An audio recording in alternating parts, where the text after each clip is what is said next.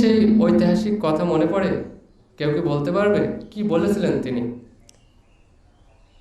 আচ্ছা, আমি বলছি, if you born poor it is not your mistake, but if you die poor it is your big mistake. এখানে আমি বিগটা অতিরিক্ত যুক্ত করলাম, যে তুমি গরিব হয়ে জন্ম নাও এটা তোমার দোষের নয়, ভুলও নয়, কিন্তু তুমি যদি গরিব হয়ে মৃত্যুবরণ করো তাহলে এটাই তোমার সবচেয়ে বড় ভুল।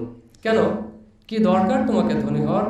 তাহলে শোনো, পয়সা থাকলে পাওয়ার আসে, পাওয়ার থাকলে পয়সা আসে।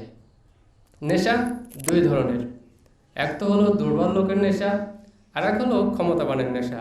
দুর্বল তথা নিচু লোকের নেশা হচ্ছে জর্দা, পান, সিগারেট, মদ, গাঁজা, বিড়ি, পুটকা, দু কাপ চা ইত্যাদি।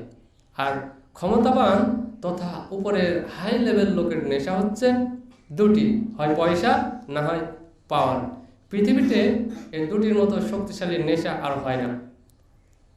আমাদের কিছু কিছু ছেলে তো এমন আছে যারা মেয়েদের পিছে পিছে টোটো কোম্পানির মতো ঘুরে নিজেদের মূল্যবান সময় নষ্ট করে।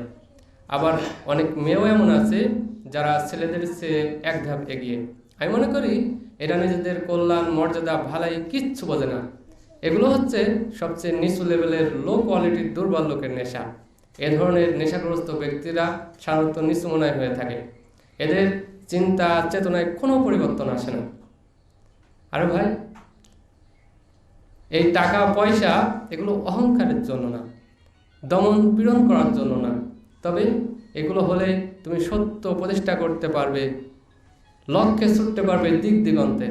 তোমার লোকালয়ে যারা দুর্বল, যারা কমজোর, যারা মজদুর, যারা শাসিত, পেশিত, নির্যাতিত, তাদেরকে সহজেই কাছে পেতে পারো, তাদের চাহনিগুলো পূরণ করতে পারো, তবে একজন সত্যিকারের বিপ্লবী হতে পারো। আবারও শুরুর সে কথার পুনরাবৃত্তি করে এটি টানছি, যে তুমি বিশ্বব্যাপী প্রতিনিধিত্ব করার স্বপ্নদ্রষ্টা হও, তুমি বিশ্বব্যাপী দিন প্রচারের স্বপ্নদ্রষ্টা হও, তবে নিজের স্বপ্নকে বাস্তবায়ন করতে এতটা সময় দাও যাতে তোমাকে একবার চোখে দেখাটাও মানুষের স্বপ্ন হয়ে যায়। স্বপ্ন তোমাকে দেখতে হবে। তাই এমন মানুষদের সাথে চলবে যারা তোমাকে সময় দেয়, তোমাকে রেসপেক্ট করে, এবং পাহাড় সম উঁচু স্থান থেকে পিছলে পড়ে গেলেও তোমাকে উদ্ধার না করে ফেলে রেখে আসবে না।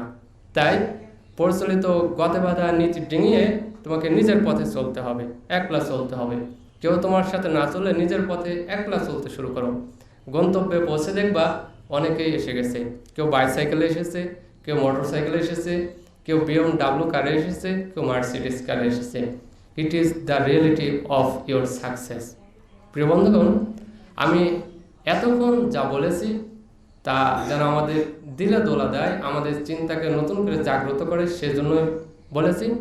এবং আমাদের এই যে শিক্ষা প্রতিষ্ঠান এটি থেকে তা তৈরি করবে যা শক্তিশালী এবং শিক্ষিত বাংলাদেশ গড়তে প্রয়োজন।